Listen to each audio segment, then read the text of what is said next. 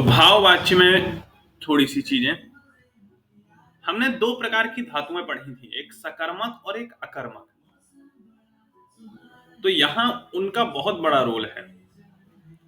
देखिए, धातो हो अकर्मक सकर्मक भेद द्वयम भवति, दो भेद होते हैं सकर्मक और अकर्मक। कौन से होते हैं ये बार बार बताने की आवश्यकता नहीं है। चलिए, कर्तृवाच्यम अकर्मक सकर्मक भवति। कर्तृवाच्य अकर्मक और सकर्मक दोनों में होता है, लेकिन कर्मवाच्य केवल सकर्मक में होता है, क्योंकि कर्मवाच्य में हमें क्या करना है, कर्म की प्रधानता दिखानी है। अब कर्म तभी प्रधान हो पाएगा जब कर्म उपस्थित होगा। कर्म है ही नहीं तो हम प्रधान बनाएंगे किसको। तो एक चीज तो स्पष्ट है कि कर्तृवाच्य में सकर्मक और अकर्मक दोनों प्रकार की धातुएं होती हैं, लेकिन कर्मवाच्य में केवल सकर्मक होती है। यानी कि जब भी हमारे पास ये ऑप्शन आएगा कि भाई कर्तृवाच्य से कर्मवाच्य में बदलिए, तो इसका मतलब है कि केवल और केवल सकर्मक धातु वाली वाक्यों को ही हम कर्मवाच्य में बदल सकते हैं। तो बोले अकर्मक के लिए अगर आ जाए कि वाच्य बदलिए, तब हम क्या करेंगे। तो आप अभी तक जो आपने पढ़ा है उसके हिसाब से आप उस वाक्य में कुछ भी नहीं कर सकते हैं, क्योंकि आपके ज्ञान के अनुसार अभी आपका मन यही कहेगा कि अकर्मक धातुएं केवल कर्तृवाच्य में होती हैं। अभी तक जो आपने पढ़ा, सकर्मक धातुएं कर्मवाच्य और कर्तृवाच्य दोनों में हो जाती हैं। कर्तृवाच्य के नियम क्या थे। कर्ता में प्रथमा विभक्ति होती है, कर्म में द्वितीय विभक्ति होती है, क्रिया कर्ता के अनुसार आती है। और कर्मवाच्य में कर्ता में तृतीय विभक्ति होती है, कर्म में प्रथमा विभक्ति होती है और क्रिया कर्म के अनुसार होती है। तो वाच्य से स्पष्ट है, कर्तृवाच्य कर्ता की प्रधानता, कर्मवाच्य कर्म की प्रधानता। प्रधानता मतलब इसके अनुसार क्रिया चलेगी, और जो प्रधान है वो प्रथमा में आएगा। कर्मवाच्य में क्रिया में क्या होता है, मूल धातु के साथ य जुड़ जाता है और आत्मने पद के प्रत्यय लगते हैं। बालकेन पुस्तकम पठ्यते, बालकेन आम्रम खाद्यते इत्यादि। अब आते हैं भाववाच्य में। अधोलिखितानि वाक्यानि ध्यानेन पठत। बालकः क्रीडति, शिशुः स्वपति, छात्राः तिष्ठन्ति, कन्याः हसन्ति, अश्वाः धावन्ति। बालकेन क्रीड्यते, बालकः क्रीडति से बन गया बालकेन क्रीड्यते। और जब ये शिशुः स्वपति कहा तो शिशुना सुप्यते, शिशुः स्वपति शिशुना सुप्यते। छात्राः तिष्ठन्ति, छात्रैः स्थीयते, कन्याः हसन्ति, कन्याभिः हस्यते, अश्वाः धावन्ति, अश्वैः धाव्यते। आप यहां देख पा रहे हैं कि कर्ता इधर प्रथमा था कर्तृवाच्य में, और कर्मवाच्य में आते हैं तो कर्ता तृतीया में आ गया। मतलब नियम लगभग वही है जो कर्मवाच्य में था। कर्मवाच्य में बदलने के लिए हम क्या करते थे, कर्ता को प्रथमा से तृतीया में ले आते थे। तो कर्तृवाच्य से जब भाववाच्य में आएंगे तो वही नियम रहेगा, कर्ता तृतीया में हो जाएगा।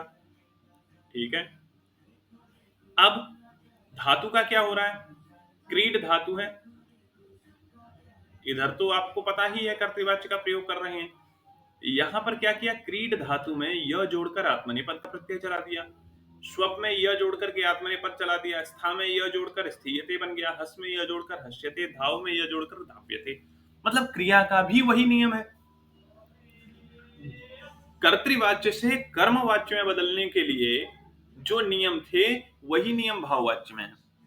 क्या नियम है, बोले कि कर्तृवाच्य भाववाच्य में और कर्मवाच्य में कर्ता तृतीया में आता है, दोनों में नियम समान हो गया। क्रिया में य जोड़ करके, धातु में य जोड़ करके आत्मनेपद के रूप चलते हैं, ये भी दोनों जगह समान हो गया। तो फिर अंतर क्या है, तो कहा अंतर ये है कि कर्मवाच्य में कर्म होता है, भाववाच्य में भाव नहीं होता है। भाववाच्य में कर्म नहीं होता है। वहां कर्म की प्रधानता थी, इसलिए कर्म का होना आवश्यक था, कर्म के अनुसार क्रिया चल रही थी। यहां पर कर्म नहीं होना चाहिए, यानी कि भाववाच्य केवल और केवल अकर्मक धातुओं में होता है। देखिए, अकर्मक होती हैं धातुएं, कुछ सकर्मक होती हैं। अकर्मक क्या है, फिर से देखिए एक बार, येषाम धातूनाम कर्म पदम न भवति ते धातवः कर्मकाः भवन्ति। जिन धातुओं का कर्म पद नहीं होता है वे अकर्मक होते हैं, जैसे कन्याः हसन्ति। सकर्मक क्या होती हैं, जिन धातुओं में कर्म पद होता है वे सकर्मक होती हैं, जैसे अहम पत्रम लिखामि, तो लिखामि किम लिखामि पत्रम, कर्म मिल गया। तो इसलिए दूसरी धातुओं के बारे में भी हम ऐसे ही जान सकते हैं। अकर्मक धातु के योग में दो वाच्य हो सकते हैं। अब आपने देखा, पहले तो हमने कहा था ना कर्तृवाच्य में कौन कौन सी, बोले कर्तृवाच्य में दोनों प्रकार की क्रियाएं हो सकती हैं। कर्मवाच्य में बोले केवल सकर्मक होंगी, भाववाच्य में केवल अकर्मक होंगी। ठीक है, तो अब अगर हम इस दृष्टि को पलट दें थोड़ा सा और कहें कि अकर्मक धातुओं में कौन कौन से वाच्य हो सकते हैं, तो कहा अकर्मक धातु कर्तृवाच्य में भी वाक्य बन सकता है और भाववाच्य में भी बन सकता है। जैसे सकर्मक का कर्तृवाच्य और कर्मवाच्य दोनों में बन रहा था। अभी और समझ में आएगा थोड़ा। भाववाच्य के नियम देखिए, कर्ता पद में तृतीया विभक्ति होती है, कर्ता पद के विशेषण में भी तृतीया होती है। यही नियम कर्मवाच्य में भी याद रखिएगा। भाई विशेष विशेषण एक ही विभक्ति वचन लिंग में होता है, ये सबको ज्ञात है। तो कर्ता यदि तृतीया में आ गया तो कर्ता का जो विशेषण है वो प्रथमा में ही रहेगा, बोले नहीं वो भी तो तृतीया में आएगा। भाववाच्य में केवल अकर्मक धातुओं का ही प्रयोग होता है और भाववाच्य में क्रिया हमेशा प्रथम पुरुष एक वचन की ही होती है। ये सबसे ज्यादा आवश्यक है। प्रथम पुरुष के एक वचन में बोले कब होगी, सदा, हमेशा। कोई और रूप आ ही नहीं सकता है, कोई और वचन, कोई और पुरुष आ ही नहीं सकता है। कह दिया कि हमेशा प्रथम पुरुष के एक वचन में होगी। भाववाच्य मतलब प्रथम पुरुष एक वचन, दूसरा कोई वचन हो ही नहीं सकता है, दूसरा कोई पुरुष हो ही नहीं सकता है। बाकी नियम वही है कि मूल धातु में यह जुड़ेगा, आत्मनेपद का प्रत्यय जुड़ेगा। और ये जो धातुएं हैं ये नित्य अकर्मक हैं, यानी किसी भी कंडीशन में इनके साथ कर्म नहीं आ सकता है। भू मतलब होना, अस मतलब होना, जैसे अद्य, भू और अस दोनों का ही अर्थ होता है होना। मम नाम लव शुक्ल अस्ति, अस धातु से बना ना है, और भू भवति। वाक्य बताइए कोई।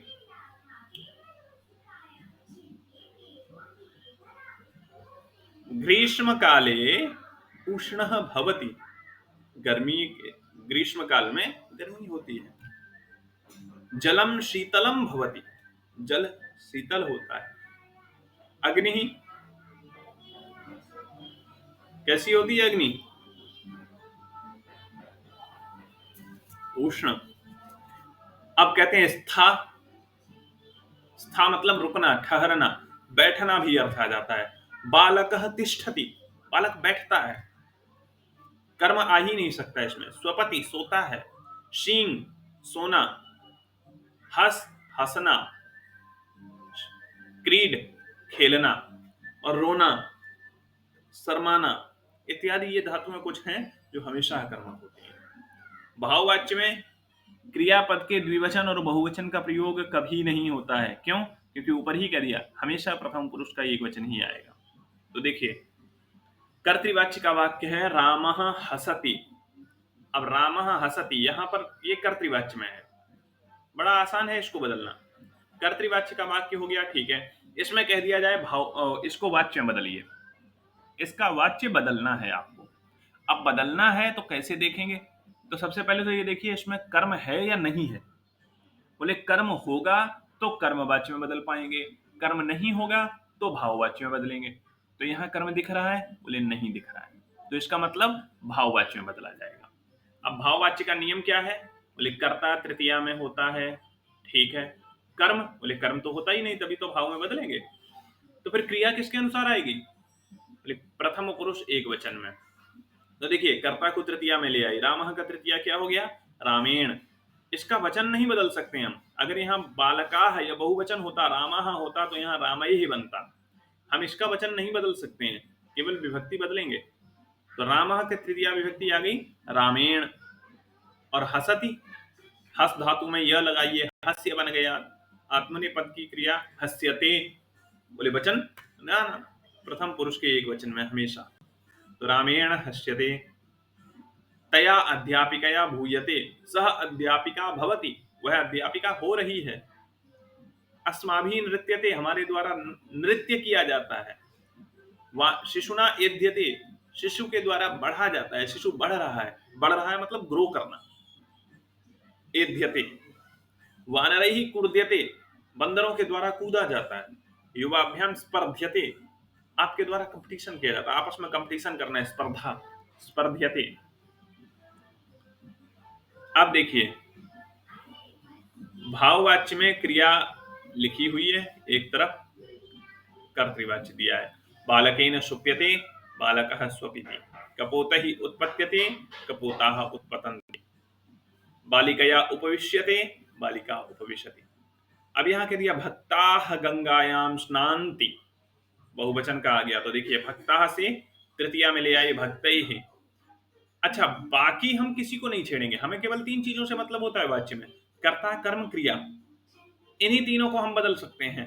बाकी जो जैसा है उसको वैसा ही उठा के रख लेंगे। गंगायाम सप्तमी में था, हम सप्तमी में ले आए। स्नांतिका स्नायते, लेकिन एक मिनट, यहाँ भक्ता बहुवचन था तो भक्त ही कर दिया, स्नांति भी तो बहुवचन था, इसको क्यों नहीं बहुवचन में लाए? तो कहा भाववाच्य का नियम है कि क्रिया हमेशा केवल और केवल प्रथम पुरुष एक वचन में होगी। स्नायते, पुष्पैः विकस्यते, पुष्पाणि विकसन्ति, मयूरैः नृत्यते, मयूराः नृत्यन्ति, इत्यादि। अब इसमें कुछ सकर्मक और कुछ अकर्मक दिए हुए हैं, तो जो सकर्मक हैं वो कर्मवाच्य में जाएंगे, जो अकर्मक हैं वो भाववाच्य में जाएंगे। स्पष्ट हो गया? हमने क्या किया, कर्तृवाच्य में हम क्या करते हैं, बोले कर्ता के अनुसार क्रिया आती है, तो कर्ता के वचन और लिंग के अनुसार क्रिया आएगी। और कर्मवाच्य में बोले तो कर्मवाच्य में कर्म के आधार पर आएगी। तो जब भी हम वचन और उसकी बात करेंगे तो कर्ता को जब हम कर्मवाच्य या भाववाच्य में लाएंगे तो प्रथमा से तृतीया में ले आएंगे। तो यानी इसका वचन हम नहीं बदल सकते हैं। अगर ये प्रथमा बहुवचन है तो ये तृतीया बहुवचन में आएगा, ये प्रथमा द्विवचन है तो ये तृतीया द्विवचन में होगा, ये प्रथमा एक वचन है तो ये प्रथमा एक वचन में होगा। वचन हम केवल इसको बदलने का अधिकार रखते हैं, क्योंकि यहां हो सकता है कर्ता बहुवचन हो, कर्म एक वचन हो, तो कर्ता के अनुसार बहुवचन की क्रिया आई। लेकिन जब हम कर्म वाच्य में आएंगे तो भाई कर्म हमारा एक वचन है तो क्रिया हमारी कर्ता के एक वचन में ही आ जाएगी कर्म के अनुसार। तो कर्ता और कर्म का हमको वचन नहीं बदलना है, केवल विभक्ति बदलनी है। वचन बदलने का अधिकार हमारे पास केवल क्रिया का है, वो भी कर्ता या कर्म के अनुसार। अब भाववाच्य में जब हम आते हैं तो भाववाच्य में कर्म है ही नहीं, और वहां तो राइट क्या, हमारे पास ऑप्शन ही नहीं है। भाई हमारा अधिकार तो तब आएगा जब हमारे पास संभावना हो। तो वहां कह दिया प्रथमा एक वचन में ही होगा, कर्ता किसी भी वचन में हो, हमें मतलब नहीं। तो जब भी याद रखिए आप कर्तृवाच्य से भाववाच्य या कर्मवाच्य में आते हैं तो कर्ता की केवल विभक्ति बदल सकते हैं, वचन नहीं। कर्म की केवल विभक्ति बदल सकते हैं, वचन नहीं। क्रिया को आप बदल सकते हैं वचन में। ठीक है, ये कुछ उदाहरण दिए हैं, इनको आप लोग बदल लीजिएगा, मैं आपको भेज दूंगा। क्योंकि जितना अभ्यास करेंगे उतना ही समझ में आएगा। संस्कृत और मैथ्स रटने की चीजें नहीं है, अभ्यास की चीजें। बालकाः हसन्ति बालकैः हस्यते, देखिए यहाँ तृतीया बहुवचन का रूप दिया, प्रथमा बहुवचन का रूप दिया तो हम यहाँ बहुवचन ही ले आए।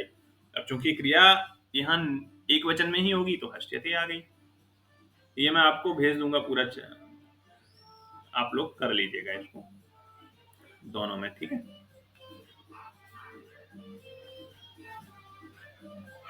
अब इसके बाद एक चीज और कहा कि बालका हसंती इत्यादि जब तो आ गए तो आपने एक चीज देखी थी, स्था धातु में स्थायते होना चाहिए। क्योंकि आपका जो नियम क्या क्या था, धातु में यह जोड़कर आत्मनेपद चलाइए तो स्था से स्थायते होना चाहिए, लेकिन यहाँ स्थीयते क्यों बना? तो कहा कि जब भी आकारांत धातु आती है, कोई भी आकारांत धातु आती है तो हम इसके आ को पहले ई में बदलते हैं, या तभी जोड़ेंगे। ठीक है, जैसे आपको याद हो कि आप त्वा प्रत्यय बना रहे थे, पाप से पिबती बना, लेकिन पा में एक त्वा जड़ा तो पीत्वा बना। तो आकारांत धातु को पहले ईकारांत में जोड़ते हैं यदि हम कोई अन्य प्रत्यय जोड़ रहे हैं तो हमने यह यहाँ जोड़ा है ना, तो यह जोड़ा, ये अन्य में आ गया, तो पहले आकारांत को हम ईकारांत में बदलेंगे, तब रूप चलते हैं। तो स्थाका स्थीयते, दाका दीयते, पाका पीयते, गाका गीयते। ठीक है, और स्वपति का सुप्यते कैसे बन गया? तो कहा कर्मवाच्य और भाववाच्य में स्वप, वद, वश, ये सारी धातुएं, इनमें व की जगह पर उ हो जाता है। इसका स्क्रीनशॉट ले लीजिएगा, लिख लीजिएगा, चाहे मैं भेज भी दूंगा। तो स्वप का क्या हो जाएगा? सुप, व को उ में बदल दिया। वद का उच्यते, उद्यते, और वच का उच्यते, वश का उष्यते, वस का उष्यते, वप का, बताइए, बाकी इनका आप बदलिएगा, देखते हैं कितना सही बदलते हैं। यहां पर आपका भाववाच्य पूरा होता है।